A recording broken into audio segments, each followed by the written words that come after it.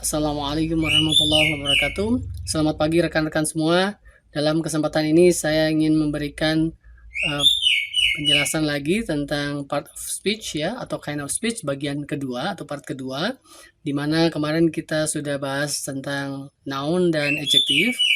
Sekarang kita bahas kelanjutannya, yaitu tentang verb dan adverb.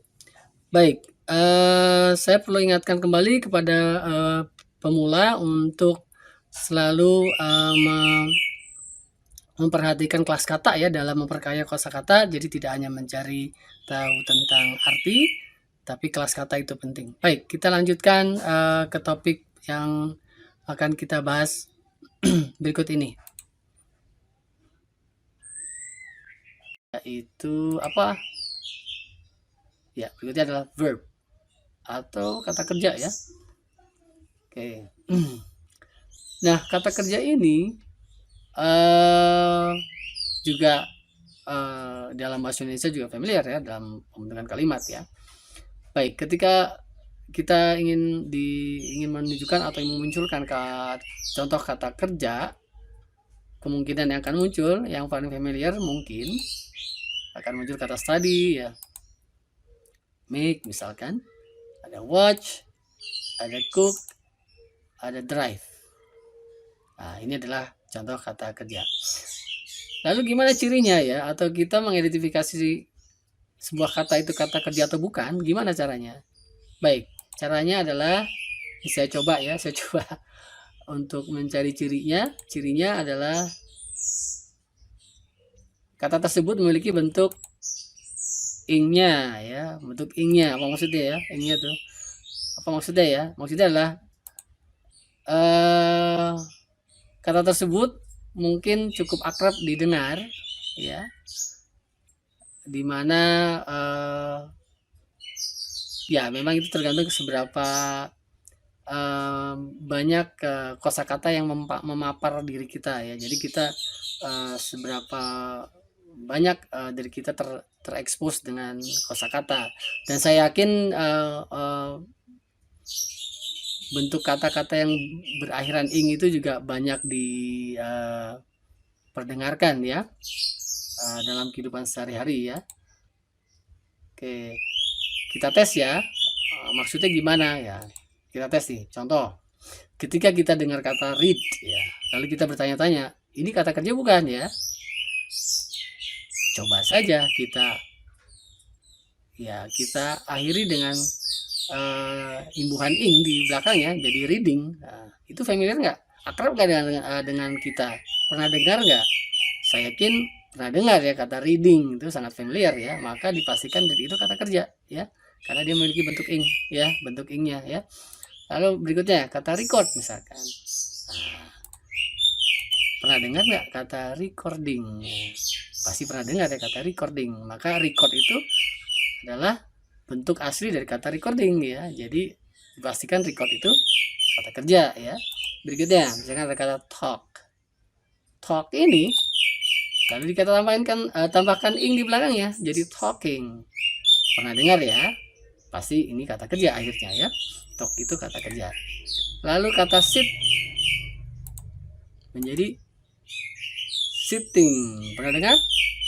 Pernah ya. Maka dipastikan sit itu kata kerja. Nah, ada beberapa kata ing yang lain ya. Contoh, ada kata booking ya. Lalu kita bertanya-tanya, ini kan booking. Sepertinya ini berasal dari kata book. Lalu apakah book itu kata kerja? Saya pastikan iya, ini kata kerja. Karena booking adalah bentukan dari kata book ya. Ditambahkan ing jadi booking ya. Nah, book yang kita pahami, umumnya dipahami bahwa book itu artinya buku ya. Sedangkan di sini kata kerja. Nah, jadi dalam bahasa Inggris ada beberapa kata yang memiliki lebih dari satu kelas kata ya. Seperti book ini, dia memiliki kelas kata sebagai kata benda, dan dia memiliki kelas kata sebagai kata kerja. Begitu juga record ya, record juga sama, dia bisa kata kerja, bisa kata benda. Nah, book ini ketika kata benda memang artinya buku, tapi ketika dia sebagai kata kerja, dia artinya adalah membukukan atau memesan ya. Ini sangat familiar di hotel atau di tempat reservasi yang lain misalkan ya. Oke, baik. Saya kira ini mudah-mudahan ya dapat dipahami dengan mudah dan ini sangat sederhana ya. Kita lanjutkan. Berikutnya ini kata kerja dilihat dari penggunaannya ya. Lagi-lagi saya memberikan penggunaan yang mudah dipahami dan sederhana, yang memang sebetulnya penggunaan kata kerja sangat banyak dalam kalimat ya. Cuma saya memberikan hal yang menonjol aja ya, yang artinya yang mudah dipahami dan memang itu sangat mencolok ya dalam kalimat ya. Sementara ini kita memahami yang itu dulu ya. Jadi penggunaannya dalam kalimat ya menduduki predikat otomatis ya. Jadi tidak pernah terjadi dalam suatu kalimat predikatnya bukan kata kerja, pasti kata kerja dalam bahasa Inggris ya. Dalam bahasa Inggris predikat pasti kata kerja ya. Baik, kita kembali ke konstruksi atau pola dasar ya seperti tadi ya. Jadi subjek lalu diikuti dengan predikat lalu dilanjutkan dengan objek. Nah, predikat ini pasti dia verb atau kata kerja ya. Sama seperti kata benda tadi, verb juga dia adalah keluarga besar. Bisa saja dia isinya single word, bisa juga lebih dari satu kata atau dalam bentuk frase atau phrase ya. Makanya ada istilah namanya verb phrase. Nah, itu juga masih keluarganya verb ya. Begitu ya. Baik, saya berikan contoh supaya lebih mudah. Contohnya saya ambilkan yang tadi aja biar supaya lebih mudah ya, lebih sederhana ya. Yang tadi cars need fuel, di mana cars ini sebagai subjek, lalu need sebagai predikat dan fuel sebagai objek. Karena need sebagai predikat dipastikan dia verb. Dan kalimat berikutnya to Kimin it's oncom, di mana to Kimin sebagai subjek, it sebagai predikat dan oncom sebagai objek. Dipastikan it ini verb karena dia menduduki predikat. Seperti itu ya. Oke, baik, ini adalah penjelasan tentang verb ya, singkat. Baik, kita lanjutkan ke kelas kata berikutnya, yaitu adverb atau kata keterangan ya. Oke, baik. Saya coba untuk memberikan contoh ya, mungkin juga rekan-rekan semua juga tidak begitu asing dengan contoh-contoh yang saya munculkan di sini. Di sini misalnya ada kata happily, ya, lalu ada kata diligently, lalu ada kata beautifully, ya. Baik, ini adalah contoh adverb ya. Lalu gimana cirinya nih? Adverb ini gimana cirinya? Nah, cirinya atau cara mengidentifikasinya, sebagian berasal dari adjektif. Kalau ada kata sebagian berarti gak semua ya, sebagian. Nah, sebagian berasal dari adjektif atau kata sifat ya. Jadi ini adalah derivation ya. Nah, kenapa saya munculkan ini? Karena ini saya kira bentuk dari adverb yang bentuknya seperti ini akan lebih akrab karena memang di materi pelajaran kosakatanya lebih banyak muncul yang seperti ini ya, makanya saya angkat ya. Nah, memang adverb itu tidak mesti begini, tidak mesti dari kata sifat ya. Cuman saya ingin memberikan ini karena memang banyak pertanyaan atau para pemula itu agak bingung. Misalkan ada kata beauty, beautiful sama beautifully, ya itu kan mereka agak bingung nih, ya kan? Apa gitu kan, penggunaannya gimana, artinya apa gitu kan, itu yang memang jadi hal yang sangat umum dipertanyakan sama pemula ya. Baik, nah jadi perubahannya gimana? Dari kata sifat itu ditambahkan suku kata ya, suku kata syllable-nya apa? Tambahkan syllable atau suku kata li ya di sana ya. Jadi dari kata sifat tambahkan li. Nah, itu adalah perubahan dari kata sifat menjadi adverb atau kata keterangan yang memiliki arti yang jadi berubah artinya ya. Jadi artinya nanti ada diartikan dengan bla bla bla, itu yang menunjukkan cara ya. Jadi ini adalah sedikit tentang ciri dari adverb ya.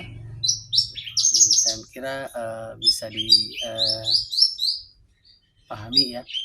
Kita tes ya supaya lebih gamblang lagi. Contoh di sini ada kata diligent ya, yang artinya adalah rajin ya. Ini masih kata sifat ini ya. Diligentnya kata sifat tadi ya, rajin. Ketika dia ditambahkan suku kata li menjadi diligently, sudah berubah dia. Yang tadinya adjektif menjadi adverb. Dan maknanya sedikit berubah, yang tadinya rajin menjadi dengan rajin ya, dengan rajin. Lagi kata patient, nah, ini kata sifat ya, artinya sabar. Lalu kita tambahkan li di sana menjadi patiently ya.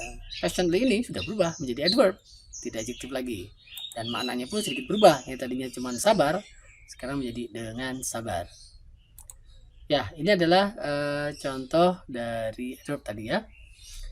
Baik, kita lanjutkan tentang adverb dari sisi penggunaannya ya, atau fungsinya dalam kalimat. Jadi adverb itu fungsinya adalah menerangkan verb atau kata kerja ya. Sedikit berbeda dengan tadi adjektif. Kalau adjektif dia menerangkan noun, kata benda ya. Kalau ini menerangkan kata kerja. Saya munculkan ini untuk pemula karena memang ini yang nanti akan sangat jelas perbedaannya dengan adjektif ya. Jadi nanti biar jelas sebetulnya bagi pelajar atau rekan-rekan yang sudah di tahapan atau di level lanjut atau lanjutan, memang adverb ini tidak hanya menerangkan verb, dia juga bisa menerangkan adjektif dan juga bisa menerangkan adverb itu sendiri. Jadi adverb menerangkan adverb ya. Jadi begitu ya. Tapi saya munculkan ini karena belajar mesti bertahap, maka saya memberikan hal yang lebih jelas dulu ya, artinya yang lebih mencolok dulu ya. Baik. Oke. Contoh ya. Jadi contohnya nih ya, biar lebih jelas. Nah, saya mencoba untuk memberikan contoh dalam bentuk komparasi ya, antara adverb dan adjektif ya. Artinya biar persis gitu ya, perbedaannya gitu ya. Seperti saya bila katakan tadi. Nanti rekan-rekan yang bertanya, apa sih bedanya beautiful sama beautifully gitu. Apa? Nah, ini semoga penjelasan ini menjawab ya. Oke. Baik. Saya berikan contoh adjektif ya. Adjektif dulu ya. Jadi kalimat yang terdapat adjektif di dalamnya. Contoh kalimatnya adalah misalkan Mimin is strong ya. Dimana Mimin itu sebagai nounnya, is adalah sebagai verbnya, lalu strong ini sebagai adjektifnya. Nah, ini karena di sini ada kata strong adjektif, maka dia fungsinya menerangkan kata benda. Kata bendanya mana? Ya Mimin tadi ya. Jadi strong ini menerangkan si Mimin. Mimin yang mana? Mimin yang kuat. Jadi kuat itu menerangkan si Mimin ya. Mimin kuat gitu ya. Jadi yang kuat itu Mimin. Ini dalam bentuk kalimat yang terdapat adjektif di dalamnya ya. Lalu kita bahas yang berikutnya, yaitu adverb ya. Kalimatnya oke. Mimin, masih Mimin ya. Mimin bites the towel strongly. Nah, ini adalah kalimat yang terdapat adverb di dalamnya ya.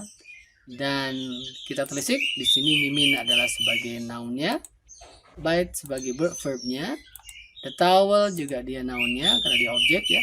Lalu strongly ini adalah adverbnya. Nah, strongly ini ya beda dengan strong tadi. Jadi strongly ini tidak lagi menerangkan si Mimin ya.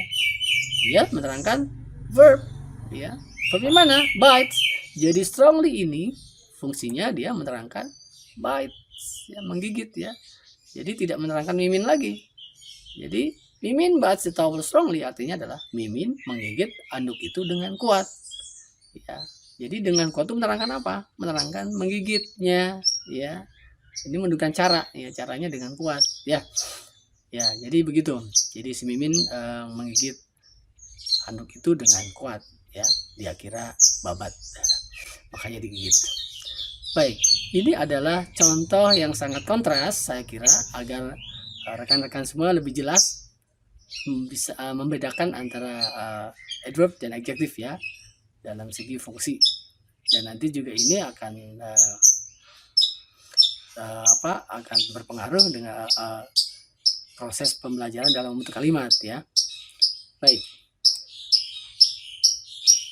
Saya kira ini adalah sedikit tentang kelas kata tadi ya, yang mudah-mudahan dapat dipahami dengan gamblang karena saya mencoba untuk menyajikan sesederhana mungkin tentang kelas kata ya. Dan mudah-mudahan ke depan saya bisa memberikan video-video yang secara bertahap ya dengan tentang pembelajaran bahasa Inggris bagi pemula. Baik, terima kasih teman-teman. Bila mana bermanfaat, sudi kiranya untuk subscribe dan tekan tombol lonceng, tombol like, tombol share ya. Baik, sampai jumpa di video berikutnya. Wassalamualaikum warahmatullahi wabarakatuh. Bye bye.